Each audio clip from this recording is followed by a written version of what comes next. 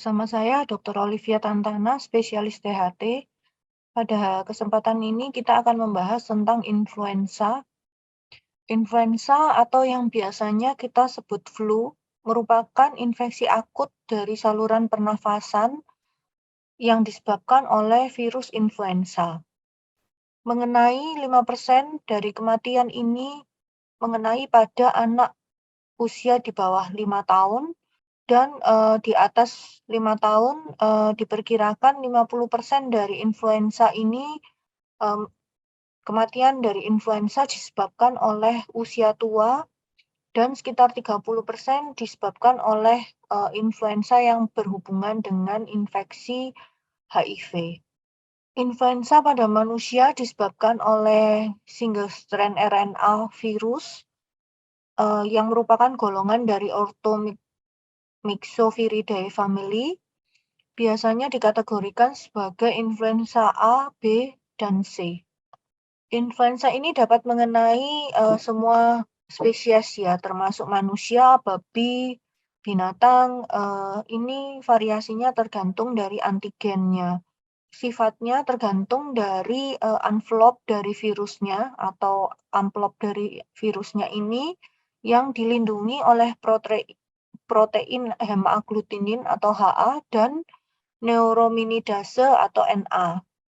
Penularan primernya influenza ini melalui inhalasi, yaitu berupa droplet transmission atau infeksi droplet yang biasanya dikeluarkan seseorang pada saat batuk atau bersin.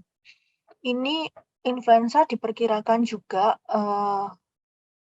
bisa dibuktikan juga ditularkan berdasarkan dari airborne, yaitu dari partikel kecil yang ditransmisi pada saat kita berbicara atau bernafas.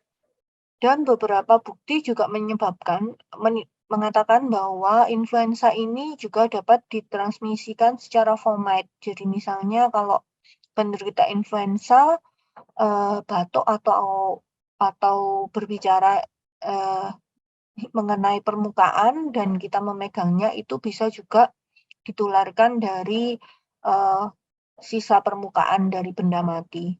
Untuk tes lab pada influenza ini tidak disarankan secara rutin ya, karena kecuali ada komplikasi maka disarankan untuk pemeriksaan lab. Pada terapi untuk influenza ini, apabila kita secara klinis sudah melihat presentasi dari influenza, maka sebaiknya harus cepat dilakukan konfirmasi bahwa ini influenza atau tidak, memerlukan pemeriksaan lab atau tidak. Gejala influenza ini bermacam-macam ya, secara neurologi bisa menimbulkan demam, sakit kepala, bahkan beberapa menyebabkan vertigo. Sedangkan pada saluran napas ya bisa menyebabkan batuk kering, sakit tenggorokan, dan hidung buntu atau mampet. Pada perut itu bisa menimbulkan mual atau muntah ya, pada beberapa kasus juga diare. Sedangkan pada muskuloskeletal bisa menimbulkan mialgia dan fatigue. Ini juga 75% pasien kadang-kadang tidak mengalami semua gejala ya. Jadi pada kasus misalnya yang saat ini sedang pandemi seperti COVID, kurang lebih gejalanya sama ya, dengan sakit kepala, kadang-kadang juga disertai vertigo, demam, terus batuk kering pada awal. Apabila sudah berjalan beberapa saat, bisa disertai dengan batuk yang dengan dahak yang sangat kental, dan keluhan gastrointestinal juga banyak juga ditemui pada kasus ya di sehari-hari, misalnya mual, muntah, dan diare. Sedangkan komplikasinya bisa bermacam-macam ya, tergantung dari pemberatnya. Misalnya bisa menimbulkan kejang, meningitis, mielitis, atau GBS, Guillain-Barré syndrome. Sedangkan pada jantung bisa menimbulkan perikarditis atau miokarditis. Pada saluran napas bisa menimbulkan otitis media dan croup. Sinusitis atau yang paling sering seperti COVID ini adalah pneumonia. Pada pasien dengan flu dan kehamilan ini bisa menimbulkan komplikasi yang berbahaya untuk pasien dan untuk bayinya, janinnya. Gejalanya merupakan onset yang mendadak ya, gejala saluran napas atas misalnya demam, nyeri pada otot, batuk, sakit tenggorokan, pilek, atau sakit kepala. Biasanya berlangsung sekitar 3-7 hari dan sembuh sendiri, atau kadang-kadang batuk dan perasaan lemahnya ini bisa berlangsung hingga lebih dari 2 minggu. Influenza ini bisa berhubungan dengan komplikasi saluran napas bagian bawah juga yang mengarah ke pneumonia ya, atau bisa terjadi secondary infection dari influenza yang misalnya pneumonia, sinusitis, otitis media, atau eksaserbasi dari penyakit-penyakit yang sebelumnya ada, misalnya penyakit jantung dan penyakit paru. Sedangkan komplikasi influenza yang jarang ditemukan adalah ensefalopati, miokarditis, transverse myelitis, perikarditis, dan Rey syndrome. Untuk influenza yang tidak ada komplikasi biasanya hanya batuk, pilek, sakit tenggorokan, kadang-kadang disertai dengan korise atau kemerahan pada kulit, sakit kepala, malaise, ya, mialgia, sakit pada sendi atau otot, kadang-kadang keluhan dengan gastrointestinal syndrome. Tapi pada influenza dengan komplikasi ini beberapa kasus memerlukan perawatan di rumah sakit. Misalnya apabila pasien menunjukkan infeksi pada saluran napas bagian bawah, yaitu hipoksemia, dyspnu, tachypnu, atau kekurangan tidak bisa makan ya pasiennya itu, atau kelainan-kelainan pada central nervous system itu juga memerlukan perawatan di rumah sakit.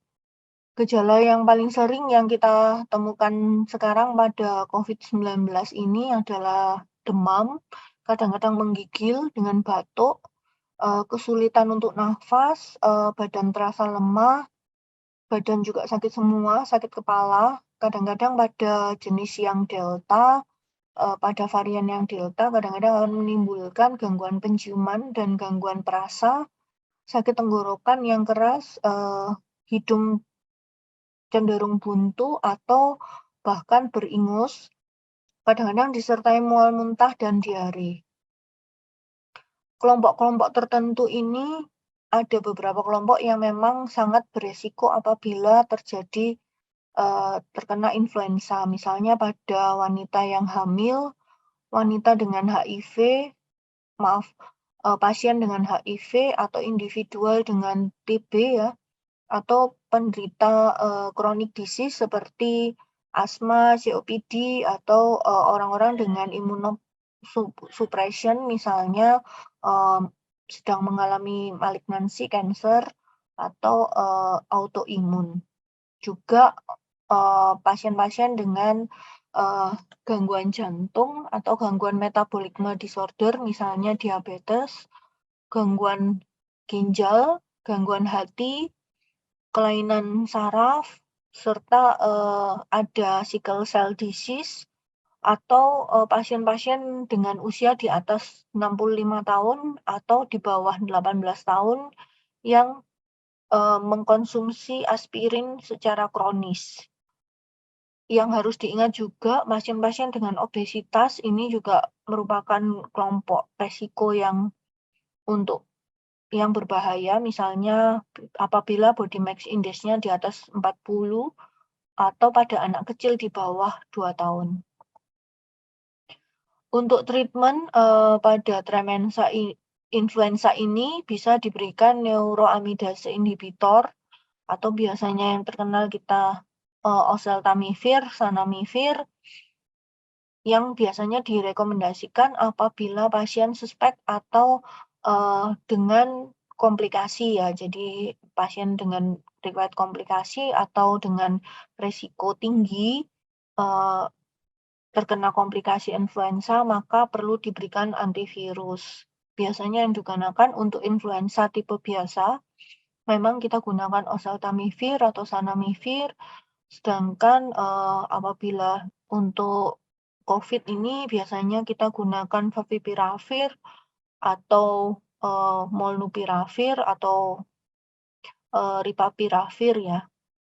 Untuk terapi harusnya diberikan secepat mungkin, idealnya adalah dalam waktu 48 jam pada gejala pada awal gejala. Jadi apabila pemberian obat influenza ini terlambat ya, misalnya sudah hari kelima, maka akan mubasir. Jadi sebaiknya apabila kita diagnosis secara cepat dan 48 jam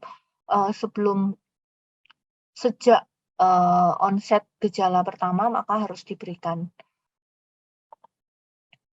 Untuk grup rekomendasi yang direkomendasikan untuk menerima vaksin influenza adalah individual ya yang di atas 6 bulan dengan usia di atas 6 bulan atau pekerja-pekerja di kesehatan, misalnya dokter atau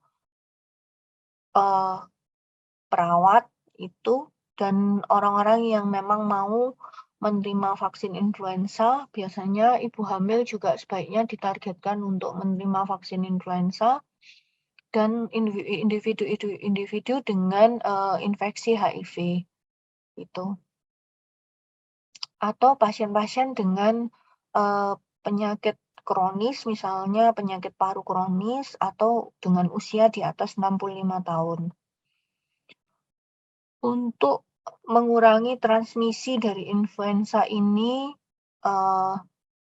biasanya pasien diharapkan tinggal di rumah apabila sudah ada gejala, harus menghindari kontak dekat dengan orang lain, terutama pada pasien-pasien yang atau orang-orang yang berisiko tinggi apabila terkena influenza, misalnya orang tua atau anak-anak. Juga diharapkan menghindari kontak dekat dengan misalnya semacam sharing minum atau berciuman. Apabila batuk atau bersin, sebaiknya ditutup menggunakan tisu atau siku ya. Terus disarankan untuk mencuci tangan dengan air mengalir atau dengan alkohol base hand rub itu secara sering, terus menjaga jarak, mengurangi pengunjung, dan membersihkan permukaan-permukaan yang telah kita pegang sebelumnya, yaitu bisa menggunakan disinfektan yang dipergunakan untuk rumah tangga. Terima kasih.